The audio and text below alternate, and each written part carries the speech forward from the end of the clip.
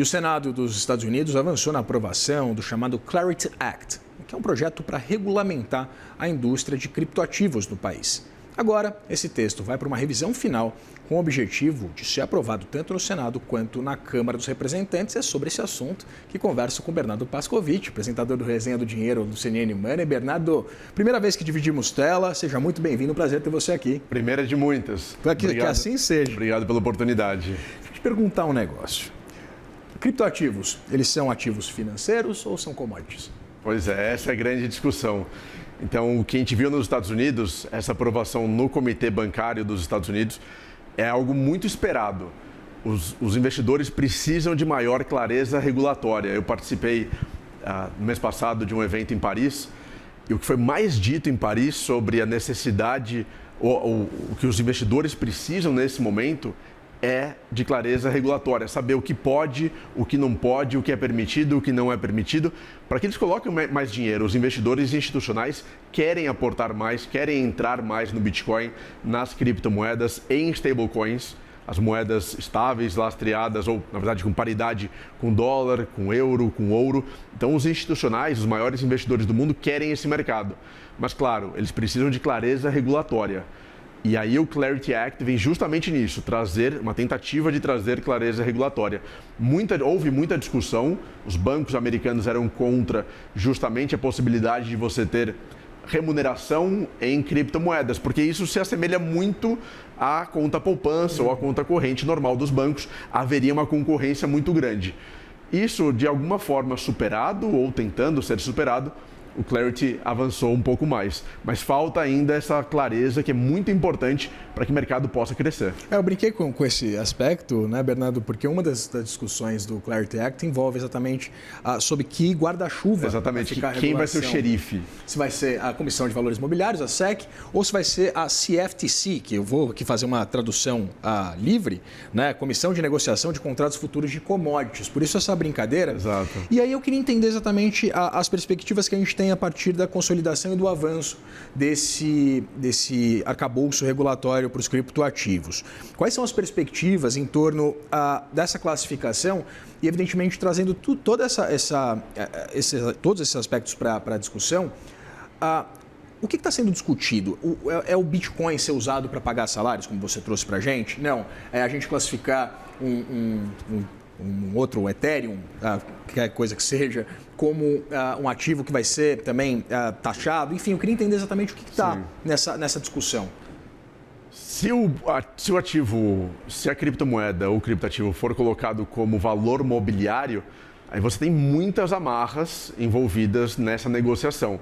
Por exemplo, as corretoras de criptomoedas não poderiam fazer a negociação desses ativos, porque não possuem autorizações específicas como corretoras de valores mobiliários. Então tem questão de quem pode negociar, quais instituições podem negociar, como isso é tributado, como isso é transferido entre as pessoas, questões de informações privilegiadas, quem pode emitir um token desse, quem não pode. Ou seja, seria um arcabouço regulatório muito mais restritivo caso fosse considerado um valor mobiliário. Se for considerado como uma commodity, aí a regulação é muito mais convidativa para que o ativo possa realmente crescer com poucas amarras, com menos engessado de forma geral. A grande preocupação aqui é com relação às informações privilegiadas e a práticas abusivas ou criminosas de trading, né, de negociação de ativos em ambientes públicos. Então é isso que realmente está em jogo num primeiro momento. Claro que a grande vertente é que seja considerado, já foi considerado na verdade, como commodity. Então agora é só mais uma questão formal e regulatória para que possa ser e possa avançar como commodity dentro do mercado americano. E aí, mais uma vez, isso destrava muito dinheiro por parte de grandes investidores que ainda têm receio, ainda ficam preocupados em colocar dinheiro em algo não regulamentado, não formalmente autorizado a funcionar. E aí, uma vez aprovado, libera-se muito dinheiro nesse mercado. E aí, do ponto de vista de segurança, Bernardo, claro, imagino eu que o mercado, né, as corretoras de criptoativos, então defendam essa classificação que você coloca. Mas aí como é que fica, por exemplo, a fiscalização? A gente tem como essência, por exemplo, dos criptoativos, esse ambiente de negociação via blockchain, ele ser um ativo descentralizado, muitas vezes de difícil rastreio, com uma classificação que escantearia a SEC, não seria... Não traria um aspecto de algum tipo de risco para a segurança, exatamente de lavagem de dinheiro, para o uso dos criptoativos também no mercado negro? Como é que funciona exatamente como é que funcionam esses ditames? A grande preocupação do Clarity Act nesse momento é impedir atividades relacionadas a terrorismo e atividades relacionadas a crimes da vida real, principalmente. Então, a ideia é que haja uma grande liberdade nas movimentações, uma grande liberdade nas transações. Inclusive, dentro do Clarity Act, tem a seção anti-CBDC. CBDC são as moedas emitidas pelos bancos centrais, as moedas digitais emitidas pelos bancos centrais. A gente teve no Brasil a iniciativa do Drex, que seria a CBDC do Brasil. Então, esse governo americano é muito a favor da liberdade das transações por meio das criptomoedas. A única exceção, a única ressalva, questão de terrorismo e crimes contra a vida, tráfico de drogas, os cartéis muito combatidos pelo governo atual dos Estados Unidos.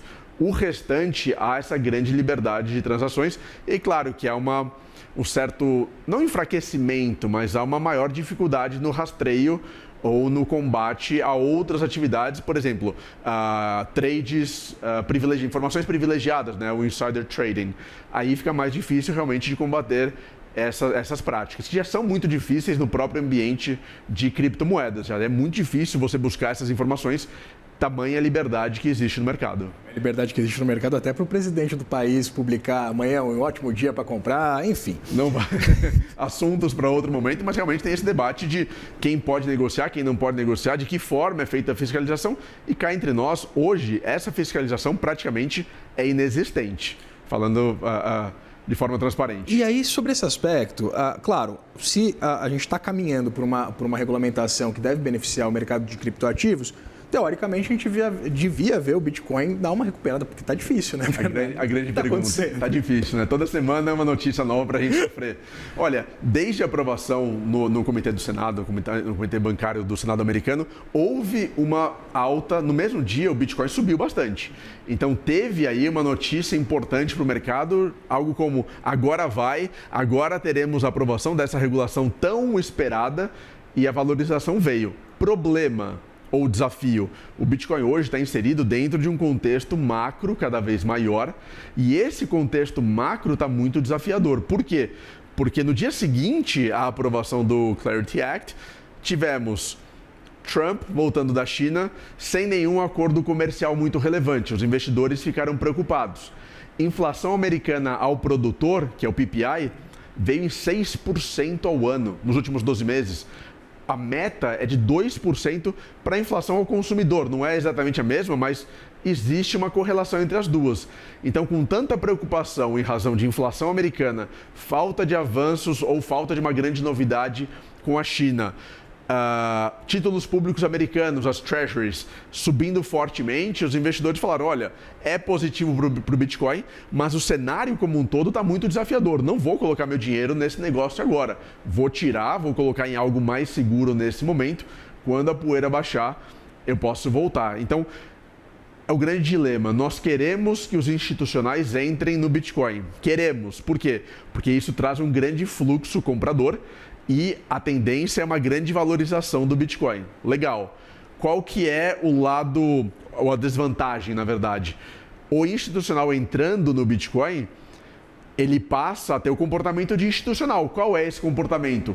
Política internacional, política americana, geopolítica, questões econômicas passam a afetar o Bitcoin que não afetava anteriormente. Então a gente precisa decidir se queremos os institucionais para grande valorização, queremos, mas temos essa ressalva de ter um comportamento cada vez mais associado às questões globais. Por isso que foi bom, subiu um pouquinho, mas não ainda o suficiente por conta da instabilidade global. Um ativo que nasce como disruptivo e vira, na verdade, um ativo tão sensível a questões macro como qualquer um. Essa é a grande crítica. Bernardo Pascovitch, muito obrigado. Um prazer receber você aqui no nosso estúdio. Obrigado a você. Muito obrigado. Até mais.